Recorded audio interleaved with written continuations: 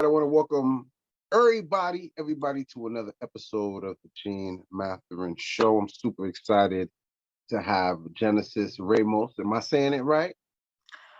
Thank you for asking. It's actually Ramos. That's how Ramos. it's Okay, listen, pronounced. Yes. I don't want no problems. Genesis Ramos. All right.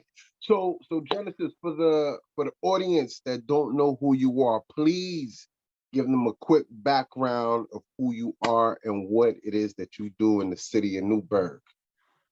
Yeah. So thank you for having me. First and foremost, I appreciate you reaching out and having me be part of this to, just raise awareness in our community and allowing folks to know how they can get more involved. So I actually wear two hats. I am an Orange County Legislator. I very proudly represent parts of the city and town of Newburgh, District 6, and actually Orange Theory is in my district, funny enough. But yes, I very proudly represent the community that I've been part of my whole life. I am the reason that this came about is we were talking about, Women's History Month, and I shared that I actually made history here in Orange County because I am the first woman of color ever elected to the county legislature. So, Hold on, Genesis. Let's say that one more time, all right? Just for anybody that missed it, one more time for the people. So I am the first woman of color elected to the Orange County Legislature in the over 60 years that it's been in existence. How's that feel? It feels amazing. It's always a great and very empowering feeling to be a trailblazer, right? But it's a lot of responsibility as well. And it's something that I don't take for granted. I recognize that it's an accomplishment, but it's also a privilege. And it's something that I try to always use, not even necessarily to my benefit, but to the benefit of others, especially women, young women, women of color, to let them know that we belong in every single space and to be unapologetic about taking up space everywhere and anywhere we can, because we do belong everywhere, whether it's politics, business, like whatever it is that you're into, whatever it is that you believe you can be part of, we belong there. I always say, we hear it all the time, having a seat at the table, that doesn't cut it, right? Like the seat at the table, who says we want to be at their table? You have to be prepared to build your own damn table. And that's really what I'm about. But let's build our own tables. Build our own table. All right, so real quick, we met through Orange Theory. So how long have you been a member and what's been your experience there? So I've been a member for Orange Theory for a year now, actually. This month is a year. Congratulations. And thank you. I have to be honest and say I do not like working out. Like it's just, I'm not gonna lie, it's not my favorite thing. But Orange Theory has truly made it easier for me. The group environment, the coaches are amazing, the vibes, and I always feel so good after I leave, even if I'm sore, like the next day or the day or later on that day. It's like I feel good that I gave myself that hour, especially with the roles I have and the work I do in the community. It's so easy to get lost and, service or even in not even just career stuff, but even your own personal life. But that hour that I have at Orange Theory has really taught me it is important to give back to ourselves, to give back to our bodies, and like I said, for someone who does not love working out, Orange Theory definitely has made it easier for me. Listen, it's self-care and self-love. Like I say all the time, the more you invest in yourself, the more you're going to be able to invest in others. All right, so Genesis, right. what does Women's History Month mean to you?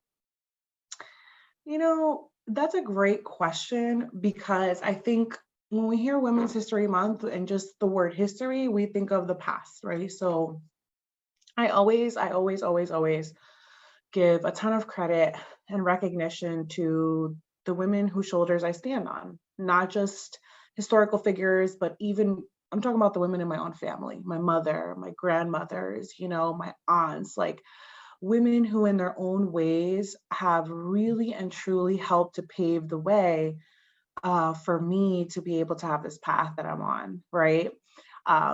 Because every generation got bolder, every generation took that one extra step that allowed for someone like myself to be where I am, right? Which in my family, I'm really a woman of many firsts in my family.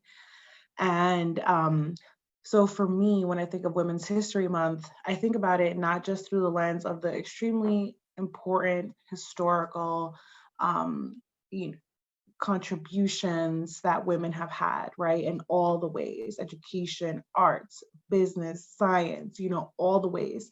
Um, but also thinking about it in the now, because what footprint am I leaving behind? What legacy am I leaving behind? I don't have children yet, but I have a beautiful niece, as you're aware, because my brother and sister-in-law are also members at Orange Theory, because I brought Yep. them in. And And your boo. And your boo. and my boo. And so I have this beautiful niece and I look at her and I'm like, wow, like I get to really be part of shaping your life, like I will influence her. And I feel like we need that. We need to see people in our lives, in our circles that can really let us know, that we can truly achieve anything, that it's not just something that you just see in a magazine or on Facebook or Instagram or scrolling on Twitter, but rather you can point to someone in your own family or in your own circle and say, my aunt did this, my sister did this, my cousin did this, my mom did this, or I did this. So I think about also like that connection between the historical context and those contributions from women previous to me, but also my responsibility of leaving a certain footprint behind. So, side question. This was not in my notes, but I did see a mom today. She left the studio. She said, Gina had a great event at the academy. I went and I looked at some of the pics. I saw you in the pics. So just briefly, what was that conference like? So yeah, Amal put together an amazing event. She's another star member at Orange Theory. She put together an amazing event at the Academy in Poughkeepsie, and it was all about women, empowered women. I was one of the panelists, so I shared the stage with a few other women. We were all different backgrounds, different careers, and we basically just got real. We got vulnerable, which is actually one of my favorite things to do. Like I think as someone who is in public facing roles, because besides my political career, I also work at Mount St. Mary College. I'm the executive director for the Desmond Center for Community Engagement and Wellness, very long title, but basically a health and wellness center that we are building and opening for the community here on campus. And in both of my roles, it requires so much of me, right? And my presence, but the reality is that I think not often are people, especially in politics, expected or even allowed to be vulnerable. But that's something that I actually push back against, because I think like that's so much of what makes us human and what allows us to find how much more alike we are than we are different. So I personally lean into that. I think it makes me more relatable, more real as an elected official. Like I don't want to be the elected official that people feel like they can't talk to. On the contrary, I want people to feel like they can talk to me. And I don't, it's not even about party affiliation at that point. It's just like, at the end of the day, I don't get to pick and choose who I represent in my district, right? Like all the constituents are my constituents. And so I'm always willing to have conversations and have that open door policy for anyone. And the reality is that yesterday was a beautiful example of just women coming together, being real, being honest, holding space for each other. I'm all about that, because honestly, I wouldn't be where I am if it wasn't for the women in my life. So I always and forever will be all about uplifting women. Another side question. If you could, in 30 seconds, dive into the wellness center at the college, would you please? Yeah. So very excited. Grand opening June 15th. anyone and everyone is welcome. So anyone, any member of Orange Theory, more than welcome to join us for our grand opening. We are a community-facing center here on campus. When I say grand opening, is because our actual physical center has been under construction. So we've been kind of, having programs and services throughout campus, but all of our services are health and wellness focused and free to the community. So currently, as we Free, FREE. Okay. yes, Somebody's grant paying funded. though. Let's keep it funky. Somebody's paying, but Yes, to the community, it's free. it's free. Okay. We are very fortunate to be grant funded, and that's what allows it to be free to the community. We're grant funded. And so, for example, right now, as we speak, there's a women's healing circle taking place. We have all kinds of stuff, CPR, AED certifications, acupuncture, Reiki, soka size, Pilates, yoga, candle decorating workshops. I mean, tomorrow we have an event for Women's History Month, a mental health community conversation. So we really do have, something for everyone. We are on IG, we are on Facebook, Desmond Center, and again, we always post all our events, our calendars, everything's there, all the information's there, and we always welcome anyone who wants to join in and give back to themselves. All right, listen, check it out. June 15th, OTF, and Jean will be in the building. Yes, all right, so please. What I really, really want to get into is the politics, right? So how exactly did you get involved in politics? So it's funny because I never aspired to be in politics. Like, it was never a thing for me of I want to be a politician or I want to get into politics. Honestly, so I've been in the nonprofit world, like the public service world, since I was 19 years old. So I'm going to age myself, but that's 12 years now, right? So really and truly since that time, and even before then, I just knew that whatever my career looked like, that it had to be of service to others. A lot of that has to do with my experience growing up as, first generation daughter of immigrants, super humble beginnings, born and raised in the city of Newburgh. I saw a lot, and it really just motivated me to want to do better and give back. And so I would say my career played a huge role, because when you're working, I've worked with at-risk youth, I've worked with survivors of domestic violence and intimate partner violence. And for the last, if I can do math, I think it was 7 years of my career, I've been in, healthcare, non-clinical, doing a lot of work around health equity.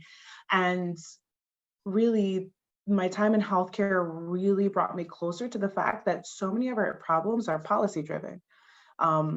Whether it's because there's different levels of government, right? We have local government, your city council, your town boards, your county legislature, like myself. Then you have your state, your assembly, your legislature, and then you have your federal, you have, Congress, House of Representatives, and the United States Senate. And all the decisions being made by all these bodies at the local, state, and federal level impact our lives every single day, in every single way, by the way. So every single day, every single way. So I came to understand this because when we think about everything from access to healthcare, insurance, education, public safety, any issue that we talk about, at the core, there's going to be some policy driving things either way, right? So I then pursued my master's in public administration. I graduated in 2020 in the midst of shutdown and pandemic and all that stuff. I got my master's, and I got my master's in public administration again because I knew that one day I wanted to end up doing something with policy. And even then, I still didn't know what that looked like. But then I had already started paying attention, but I really started diving into the different levels of government, what each of them meant, what each of them looked like. And when I looked at the county legislature here in Orange County, I right away picked up on the fact that there was a severe lack of representation. And representation really does matter, but it goes beyond skin color, ethnicity, and race, right? I'm even talking about the visibility in the community, the connectedness to the community, being able to truly understand the community you represent. I felt like that was severely missing. And in a community like the one I'm from, we need that. We need someone that can connect to all kinds of people and can truly identify the problems because they're present, they're there, they know. And I'm not saying I know everything, but I know enough to understand that we needed a representation that was really sincere and understood the issues, but also had solutions, you know? So when I ran, my tagline, if you will, was passion with a plan, because I'm very passionate, but passion isn't always enough, right? Like we need to actually have strategy. And running for office was actually incredible for me because it was a very affirming experience, you know, like it was crazy. I dealt with a lot of stuff. I'm not gonna lie to you. I dealt with a lot of sexism, a lot of racism, and even ageism. Hold But on, Genesis. Hold on. It's 2023. There's no way. Oh, well, back then you ran in what? 2021. Yeah, 2021. There's no racism in 2021. Come on, Genesis. What you talking about, bro? Oh man, yeah, it was a lot. It was a lot. And honestly, you know, there was plenty of times when I ran for office that I would just like, there was plenty of times where I questioned things or I would cry, you know, I would literally just like, it was a lot of being a candidate. Honestly, it's hard. You don't have no life, like life that you knew, like your freedom. No, because you gotta hustle to get on the ballot. You're knocking on all these doors. You're, you know, asking people to sign for you to get on the ballot. Then you have to also fundraise. You have to make sure people are getting out and voting for you. It's so many moving pieces, and then there's the community piece. There's so many different things, you know. But honestly, it was beautiful for me because I saw something happen that let me know that I was doing what I needed to do at that time, which is I saw so many people that had no interest in politics, some people that weren't even registered to vote, either registering to vote just to vote for me. People who had never voted before were out door knocking for me. I mean, it was truly an incredible and validating experience. And so when at first because I had a primary election that year and I won that. And then I went on to the general election and I won that. So it was a lot of work. It was a lot of work, a lot of sweat and tears, but I did it, and I did it. And every step of the way, I did it knowing that I was doing it for the right reason. And that's what was going to get me through. It's like my why, right? Like, why am I doing this? And I always, always, always stood on that. And so I would say, you know, what got me to politics, that was a long response, but it was honestly the people, like my community, what I saw growing up, and then understanding that a lot of the injustices that we face and the disproportionate outcomes that exist in our community, a lot of them are tied to policy. Honestly, So, there's just no other way to put it.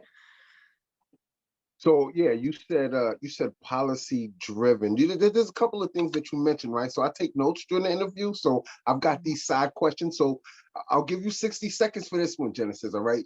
You talked about the different levels of government, and I think this is where people get confused. I mean, I'm confused myself, right? So break that down for me again, right? Like you went from your local city council to the presidential candidate, and after you break it down, I want you to tell me what sector has the most effect on people in the community. Uh-huh. So your local government is your city council, your town board, your village board. You know, these are the people that are making decisions about like what roads are being paved in your community, your taxes, you know, where stop signs are going, like public safety decisions in your community, right? Your Board of Education, right? Like these are the folks that are deciding everything about your school district, you know, your children's education, right? And then you have county legislature, and that's what I'm part of, which provides that level of oversight on a county level. So now we're moving away from like the city or town you live in, and now we're talking about like a county level of government that has that oversight of all county services, right? All the departments in Orange County. So whether we're talking about, SUNY Orange, whether we're talking about the county DPW, the Orange County IDA, the sheriff's office, corrections, the jail, all these DMV, all these different offices that are county run, right? Then you get into your state legislature, and you have your assembly and your state legislature, the state senators. And these folks decide everything from electoral decisions. So when elections are taking place, the voting, the laws on voting, how much money is being funneled into education in New York State, into healthcare into New York State. So everything from housing laws to, so many different departments that are statewide, right? Your state legislature is really having jurisdiction and oversight of all these departments and different policies that run them. Every year, the governor puts out a budget, a proposed budget. The legislature has to pull that budget apart and then make recommendations of their own. By the way, this is true to every level that I've talked about. We do the same thing at the county executive proposes a budget every year. The county legislature has to go through budget hearings, and we then approve or make modifications to the budget. The same thing happens on the town and city levels, right? Every single municipality has a budget. And then when you get to the federal level, when you get to your House of Representatives and your United States Senate, these are the folks driving, the federal level decisions, a lot of hot topics, student loans. We're hearing all kinds of things about reproductive rights. We're hearing things about gun reform and gun safety. Like this is now and by the way, this exists state to state, because to add to the confusion, so we have our federal level of state making, but then here in the United States, there's what's called state sovereignty. So states still have the ability within the parameters of federal law to make their own laws. And so this is why, right, when there's this push for gun reform coming from, whatever side you stand on, I'm just talking facts, right now, if there's a lot of people who are pushing for gun reform at the federal level. Why? Because they know that trumps that, basically, if you enact that on the federal level, right, the states no longer have that sovereignty. They don't have that freedom, if you will. And that's, I think, one of the most controversial parts of having a nationwide gun reform, right? And that's why it's so hard. And then to answer the second part of your question, it's hard to say what exactly, which level trickles down to the community level the most, because we can really dissect that in a lot of ways. But if we really want to get technical, it's going to be your local level of government, because they're the ones, your mayor or your town supervisor, they're the ones, again, who are deciding everything: street parking, if there's paid parking, garbage pickup. I mean, everything in your community, in your town, in your city, that's being decided. It's not being decided by your state legislator. It's not being decided by, your county legislator. It's being decided by your town board or your city council. Thanks for that. Mm-hmm. There's a lot to unpack in that. It's so much. But I think you gave a good cliff note loaded overview. So what are some of the important issues in the community that you are passionate about? So I am very passionate about, definitely, so housing is something that I'm extremely passionate about. We are very much in a housing crisis here in the Hudson Valley, and honestly, throughout the state here in New York State. There's a lot of factors that contribute to the housing crisis. It's not just one thing. So that we have to make that clear, right? It's not, because it's just not simple. We have a supply issue. We really do. We've had a lot of folks move into the Hudson Valley area, and there just isn't enough housing. So that's driven up the prices. I mean, there's just so many issues. But really, we're getting to a point where local laws and ordinances that it's proving that those are not enough, right? we need the state to step in to really help address some of the issues with housing.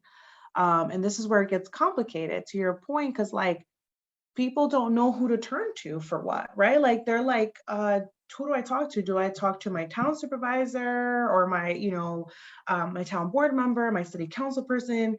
The bottom line, and I think the best way I would say it is like, it doesn't matter who you reach out to, because if a constituent reaches out to me, if I don't have an answer, or if I know this is above, like this is a state issue, or if this is like a city council thing, I'm always going to connect that person to where they need to be, right? So there's that. But housing is certainly on the top of my list for so many reasons. Here in the city of Newburgh, like it's honestly heartbreaking, but there's a lot of homelessness. And the reality is a lot of the homeless folks are not from the city of Newburgh. So that is a misconception. The city of Newburgh gets super bad rep. And the reality is that a lot of our issues are actually perpetuated by the county. And I'm saying this as a county legislator because it's the truth, what do I mean by that? So here in Orange County, the Middletown and the city of Newburgh have the services, right? The homeless shelters, the places that people get pretty much placed in when they're having issues, right? So as cities, we're really absolving a lot of the county's problems. And it really just contributes to a lot of the issues we have with housing. Another area that I'm super passionate about is healthcare. And like I said, I've been in this now for 7 years. And so for me, it's been about like, what role can our local level government play in healthcare equity and access? It's one of the things that I'm extremely passionate about because I recognize that the more people have access to healthcare, the better outcomes that they will have in many different aspects of their life, right? There's something in the healthcare world called social determinants of health, which are things like education, transportation, employment, that really, there's that connection between the kind of employment or transportation or housing or education we have, and that translates directly to our literal life expectancy, right? And so there's so much work to be done around that. And that's why I'm also very passionate and super grateful for my role with the center. You talked about civic engagement. That's one of the issues that I'm also super passionate about. And I say it's an issue because it is. Because of the lack of civic engagement and awareness, we just have such a dormant voter base throughout the whole county, to be honest with you. It's not even just a city of Newburgh thing. We have a very dormant voter base. A lot of people are registered, but just don't vote. And I can get into all the reasons of that. That's a whole nother conversation, but I really am passionate about civic engagement and raising awareness about the different aspects of voting, governance, because it may not be the sexiest or funnest topic, but it's super important. And the more that I can relay this messaging and share this with people, I think even if I can just get 10 more people to vote, I'm happy with that. So those are definitely some of the areas that I'm extremely passionate about, and also environmental issues. We are 100% in a climate crisis. The science does not lie. We are certainly seeing a lot of impacts in our in our environment. And here locally, we're definitely seeing the impacts of climate change, right? And we have a lot of for example, in the town of Newburgh, there was a whole controversy with something called Dan Scammer, which essentially would have a lot of fracking to take place in our area. And I was definitely a proponent against this project because while I validate the fact that it would bring union jobs to our community, I also recognize the fact that the healthcare impacts of it would have been disastrous for our community. And I always go back to healthcare because you start seeing how everything is just connected. Housing impacts our healthcare outcomes. Education impacts our healthcare outcomes, and so everything is all interconnected. Our environment here in the city of Newburgh, asthma is extremely high. We have a lot of pollution here, and so unfortunately, in Orange County, we have much higher asthma rates than any other municipality in Orange County. What do you mean by we have a lot of pollution in Orange County? Yeah. Well, city of Newburgh, right? Compared to Sorry. other like towns and cities here in Orange County, city of Newburgh definitely has a higher pollution rate. And so our air quality basically is what I mean. Our air quality is not as clean, if you will, for a simple word, as other municipalities in Orange County. We have a lot of children in the city of Newburgh that have asthma, and adults too for sure. But there's a direct correlation between our air quality and that outcome with asthma here. And so, a lot of that comes from, it's a city, so there's always going to be more pollutions in cities, period. But also, we have to take into consideration, again, what environmental factors are in our area that we could do better with to try to reduce and eliminate some of that. We can certainly make Newburgh a more walkable city. That's a city council thing though. I don't want to step on no one's toes, but You don't want I no think problem. we could try to reduce some emissions, but yeah, it's just, there's a lot of things that I ultimately see value in and have deep passion about. I'm also a huge proponent of reproductive rights. I don't shy away from that conversation. I'm 100% pro-choice. It's a big part of my background in healthcare, sexual and reproductive healthcare.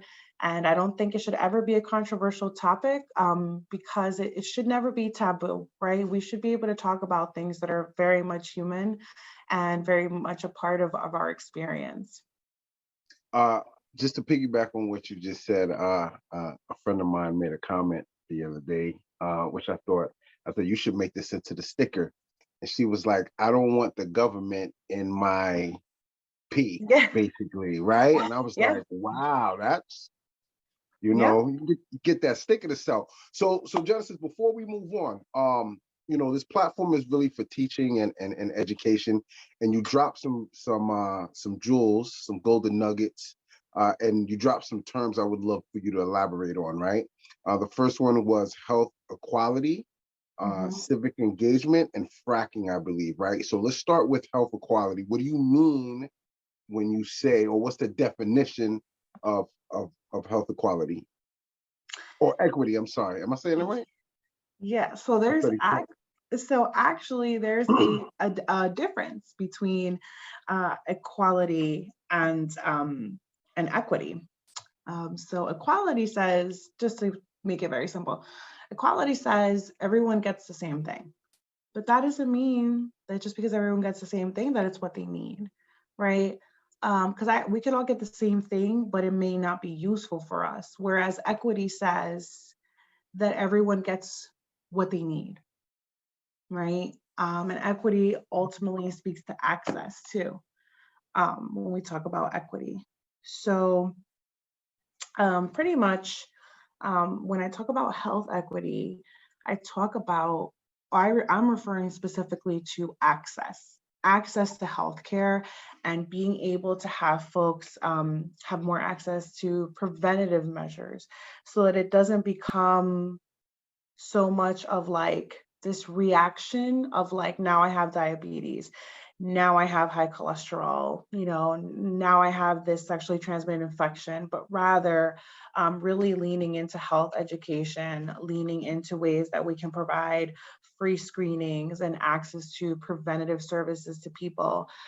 Also the physical access, like the literal being able to physically get somewhere. Not everyone has transportation.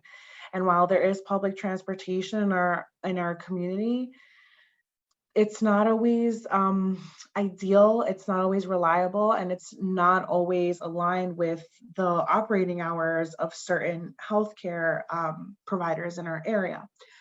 So there's that kind of access too. There's also financial access to, if you don't have health, what's the first thing when you call a doctor's office that they ask you?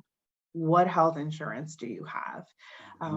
Because that's the bottom line. The bottom line is they want to bill your health insurance, right?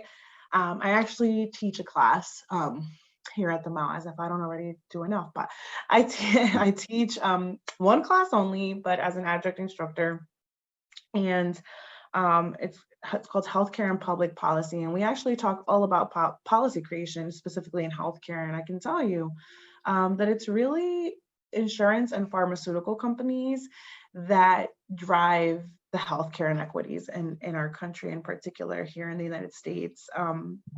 There's so much money that goes into lobbying. In other words, like so much money that gets poured into um, uh, essentially, in many ways, convincing politicians to not enact certain policies or laws that would be harmful to the revenue or business models of these specific industries that allow for this inequity.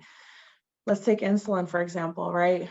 That's been a very controversial, unnecessarily really, but a very controversial topic, like the prices of insulin in this country.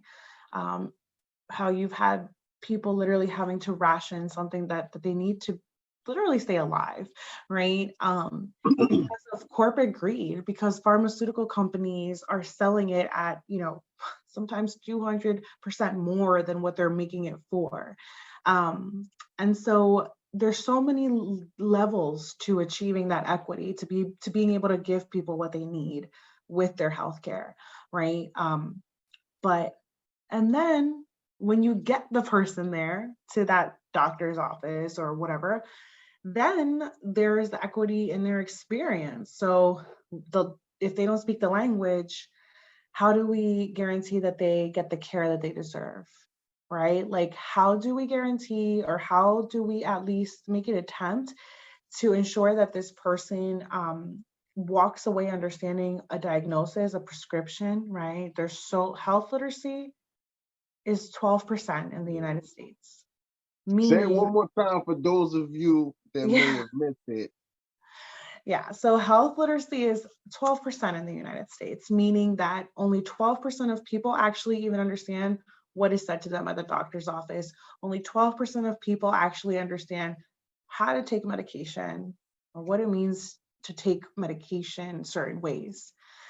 So, really creating access to more even health education opportunities is really, really big, because if folks have more understanding on how to even navigate the healthcare system, right, that in and of itself can make a huge difference for people.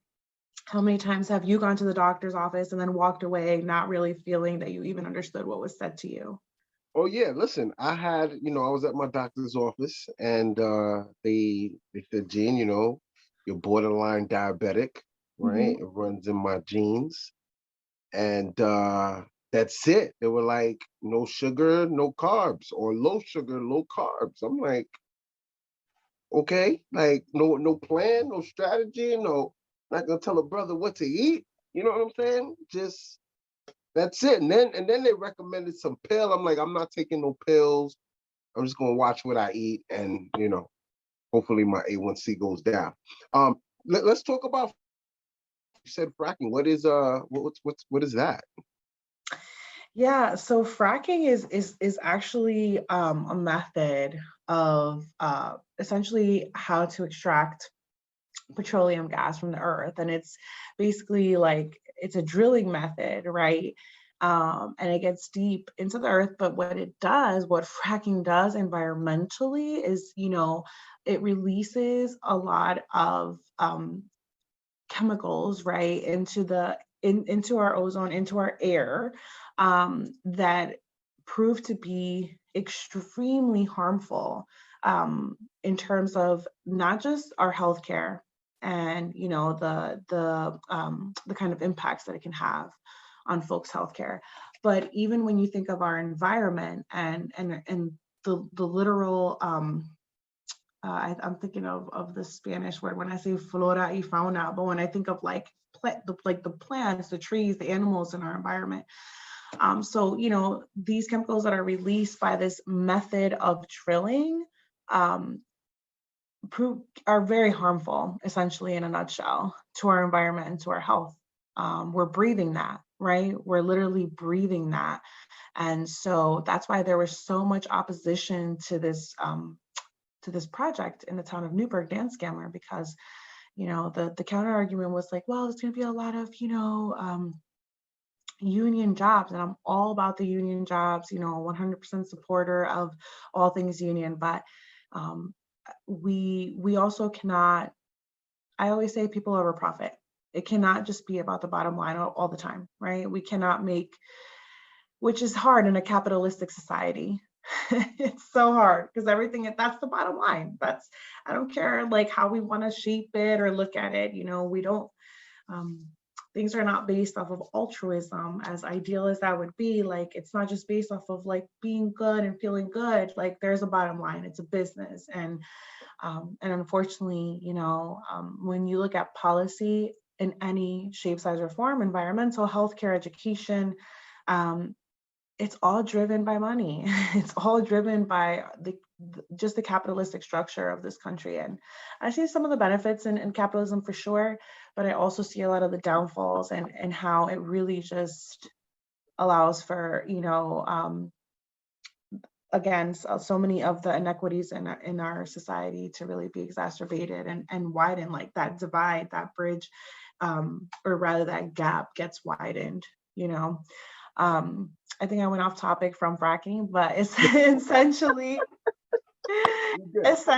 you know, fracking is just honestly, you know, and this is a very, for better, for worse, it's a controversial topic, right? Like, I think the reality is everyone has a different take on the direction that we should be heading environmentally, but again, the science just doesn't lie. So you talked about civic engagement, right? And for the audience that you know, they may not know, what do you mean when you say civic engagement? So what I mean when I say civic engagement is, you know, I mean a few things that have come to mind. The first word that comes to mind for me is just understanding, right? So understanding such simple things like, what is a primary election? I had a lot of people be like, what does that mean? So, you know, you have, for example, right now this year in the city of Newburgh, there's actually a city council and a mayoral race.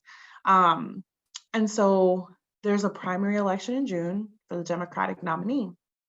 Why? Because there's 7 candidates running for 2 seats. So obviously, you can't have 7 candidates running for 2 seats in the general election in November. There's only 2 seats, so there can only be 2 candidates. So in a primary election, you know, as many people can run as they want from the same party, whether you're Republican, Democrat, conservative, whatever. But a primary election aims to bring down that nominee to 1 person if it's 1 seat, 2 people if it's 2 seats, you know? So there are so many terms thrown out politically all the time that I know for a fact, even myself, for example, I didn't come to learn or understand these things until I wasn't in it myself. Because before, I did have an understanding and I was involved and I would go to city council meetings and but there was still so much unknown and that you just don't understand until you're in it. And so understanding, I think, is a huge part of civic engagement, because if people feel that they can understand the process and understand what's being said, they're more inclined to just be part of it. So when I talk about things, I try my best to talk about it, you know, as simply as possible, putting the jargon aside. And if I do use jargon, I try to explain what the jargon means. But really, you know, civic engagement is also voting, going to your city council, town board meetings, you know, and just understanding those processes that are very important electorally, like when are elections taking place, for example. So civic engagement to me translates to all kinds of things, like, you know, the kind of representation we have, and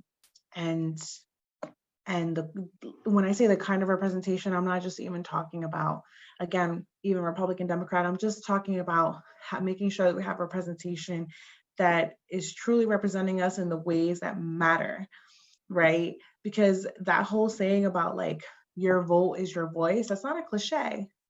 That's very true, you know, and, you know, for women of color, or sorry, for women and for Black and Brown people, there's people that literally fought and literally died for us to have this right. And so it's something that we truly should do with pride, because I know for a fact that politics can be extremely disingenuous. Like, we're living in the time of freaking George Santos, for crying out loud, right? And so when you see something like that, you're like, what the hell? Like, why does my vote even matter if stuff like that can go down, right? But you see, that's not the majority of what's happening. Number one, I would argue that most people are actually, inclined politically for the right reasons.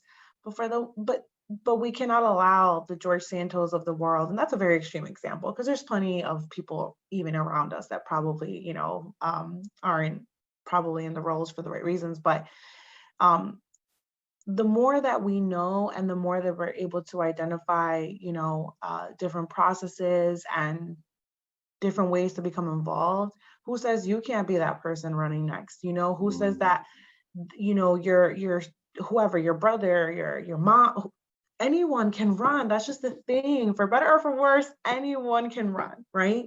Yeah. And that's the beauty in democracy. Democracy is about choice.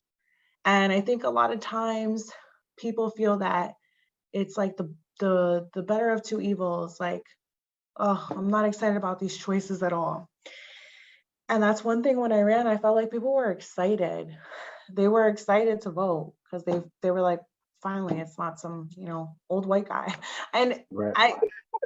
I'm just Keep saying it it for what funky. it Yeah. is, and just like, it's the truth. And so I think, when we can really inspire people and allow, we're the ones we've been waiting for, right? And I think that there's so much power in understanding how these processes impact our life, because it allows us to just be more informed, not just voters, but even like when you're listening to the news or when you're seeing things on social media, it's so easy to like be up in arms or see something and, but when you're more informed, you're able to right away say, that's not true. Or wait a minute, it's not this simple. There's more to this. You're able to really become someone who's just all around more informed, and not just listening to the tabloids, and not just looking at something that Shade Room posted and being like, yeah, that's right. No, you know? So it's tough sometimes because there's a big disconnect. And I see it all the time, and I think for me, one of the biggest things that's so important to me is just leaning into being myself and just showing up the same everywhere I go. Because I don't want to be the politician in the room. I never want to. I say this and it trips people up often, but I did not enter politics dreaming of climbing the political ladder. I don't aspire to be the next congresswoman. I don't aspire to be, the next state senator. If that happens one day organically, so be it. My why is the people. It's been that from day one. It continues to be that. And anything bigger that comes, it'll come. But it's not why I entered this at all. And I think sometimes it trips people up because I get it a lot. What's next? What's next? And I'm like, I don't know. I don't know what's next. And it's not because I don't have ambitions, or it's not because I don't think about my future. But when it comes to politics specifically, I find that I just really want to be present and intentional, and not just try to use where I'm at now as a building block to get to the next thing. Because that's so predictable, right? It's the expected thing for a politician to do. And I think very often, like, when I'm in rooms, I don't lead with, oh, I'm a legislator. I'm Genesis.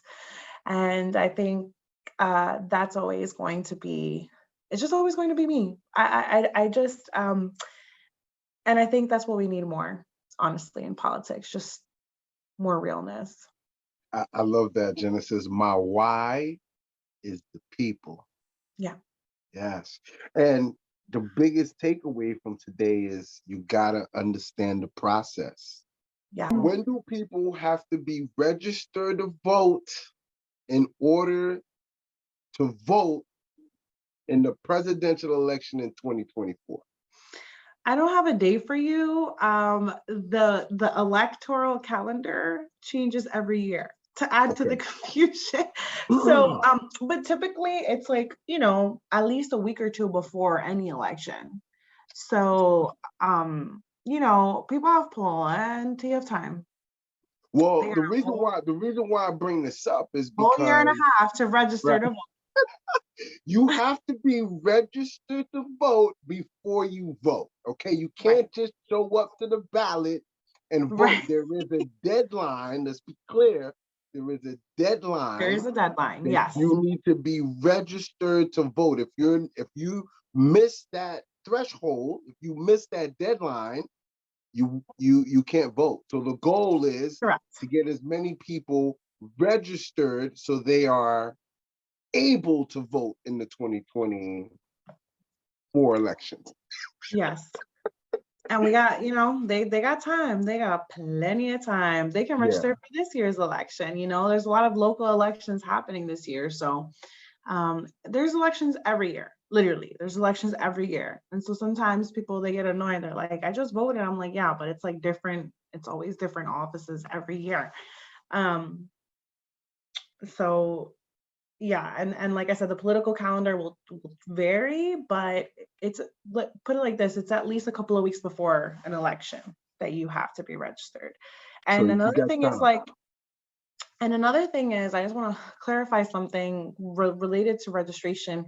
I think a lot of times people are like, well, I don't want to be registered to any party. That's totally okay. You can register as what is called unaffiliated. So that's another clarification. If you register as an independent, you're not an independent. Independent is an actual party, just like Republican, just like conservative, just like Democrat, just like Working Families Party. Being an independent is a party. It's a literal party. It's a political party. So that's a whole nother conversation, very misleading. So I try to tell people when they say like, I don't want to be affiliated with any party, I'm like, okay, so you can register literally as unaffiliated. And then, in the political world, you are what we call a blank because we don't know where you stand. And that's okay. You don't have to register as anything. You can just register. The only thing is that if you register as whatever you register if there's a political, if there's a primary election. So let's say you register as a Republican and there's a Democratic primary election. You cannot vote in that primary because you're not a Democrat. So if you register as an unaffiliated person, you will not be able to ever vote in a primary, but that's okay. You will always be able to vote in the general for whoever you want, but that's true of anything, right? Like you can be registered as a Democrat and vote for whoever you want. You can be registered as a Republican and vote for whoever you want. The point is, just register, and like Jean said, register to vote, and there's plenty of time way before the presidential election. There's local elections happening this year throughout New York State. So make sure you, like, for example, I know that Dutchess and Ulster County, their county legislature, their county executive, and their DAs and sheriffs, like they're all running this year. Actually, I'm not sure about sheriff, but I know that like the county executives and the county legislatures in Dutchess and Ulster County are running for election this year. So that's an important, as well as your local town boards, your city councils, your village boards. Actually, village elections just passed last week, so never mind on the village ones. To add to the confusions, if you live in a village, you have a different calendar than if you live in a city or a town. So, but yes, there's always an election going on, and definitely make sure to register. And you can register online nowadays too. You can register on right on the DMV website. Well, it's important to educate yourself. It's also important, like Genesis says, to understand the process. So, in closing, Genesis, what advice would you have for other women that want to run for office? Maybe women that look like you. And how can people get in touch with you? Yeah. My advice is simple. Just do it. Just do it. Just believe in yourself, and believe in yourself unapologetically, even on the days where you're unsure and don't know what the hell you're doing. That's okay. We all have those days. I have them to this day. Do it. you know, and if you're fearful, then do it with fear. And honestly, like, politics is such a white male dominated space, but our voices are actually becoming larger, and our voices are actually becoming a lot more prominent at every level, local, state, federal. We're seeing more women of color than ever before holding elected office. And it's a beautiful thing to see because our voices really do matter. And the perspectives that we bring are so critical. So I would 100% tell you to just go for it. You know, I went through, before I decided and announced that I was running, there were several people that I called and had conversations with. And I'm like, this is what I'm thinking. Am I crazy? Yes, I'm probably crazy, but I just feel that I can do it. And every single person encouraged me, and that was helpful. But the bottom line is the decision was up to me. And no matter what you face or the naysayers or whatever the case may be, just keep going and always remember your why. And people can get in contact with me. I am on IG, Legislator Ramos, very simple, everything traditionally spelled, Legislator Ramos. And on Facebook, I am Orange County Legislator Genesis Ramos, or Genesis Ramos on Facebook. So you can definitely DM me, follow me, and ask any other questions you may have. All right. Well, Genesis, I appreciate your time. I appreciate you dropping some jewels and having some really high intellectual conversation today about politics. June 15th, Wellness Center, grand opening. Yes, the Desmond Center. Yes, I will. How about this? I'll bring a flyer to Orange Theory. Yeah, bring a flyer. I'm We'll going to see you in the studio. We're having a DJ. We're having a 360 booth. Like, we need everyone to pull up. It's going to be live. Yes. Okay. OTX right. will be in the building. All right, Genesis, listen, thank you. I'll see you in the studio. Oh, Yes. before I get out of here, guys, listen, there's only two type of people in this world: those that make it happen, those that make excuses, what doesn't challenge you, doesn't change you. Your body's a slave to the mind. Your goals don't care about how you feel. The only thing your goal cares about is results. Now, I don't know if you're going to agree with this one, Genesis, but nobody's coming to save you. Nobody give a damn about your problems. Most importantly, nobody owes you a damn thing. You owe it to yourself. All right, Genesis, thank you so much. Thank you. We're out of here. Appreciate you. All right. Done.